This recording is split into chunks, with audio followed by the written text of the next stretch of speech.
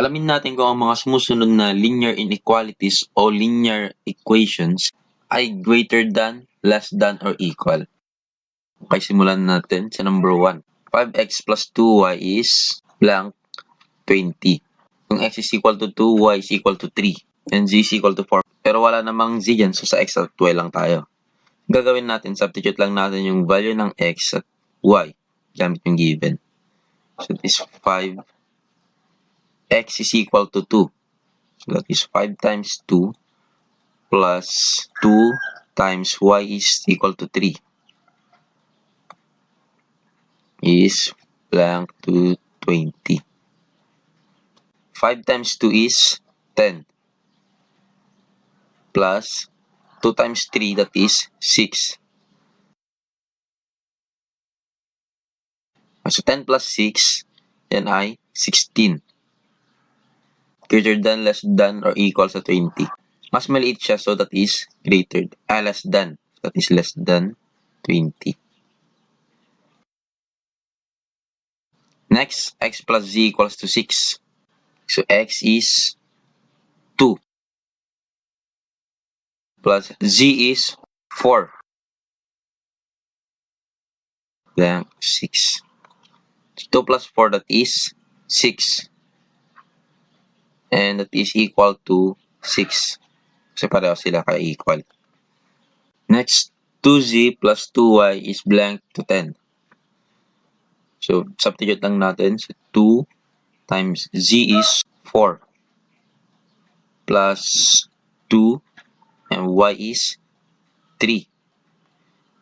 So, that is blank to 10. 2 times 4, that is equal to 8. Plus 2 times 3, that is 6.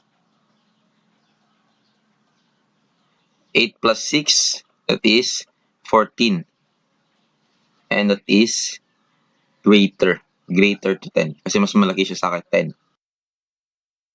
6y minus 4z is blank to 2. So 6 times y is 3. Minus 4 times z is 4. And that is blank to 2. So 6 times 3, that is 18. Minus 4 times 4, that is 16. Is blank to 2. And 18 minus 16, that is 2.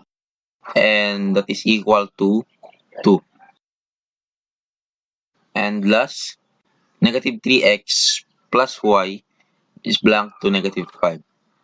Okay, so substitute lang natin ulit. So negative 3 times x is 2 plus y is 3. That is blank to negative 5. Negative 3 times 2, it is negative 6 plus 3, and that is blank 5.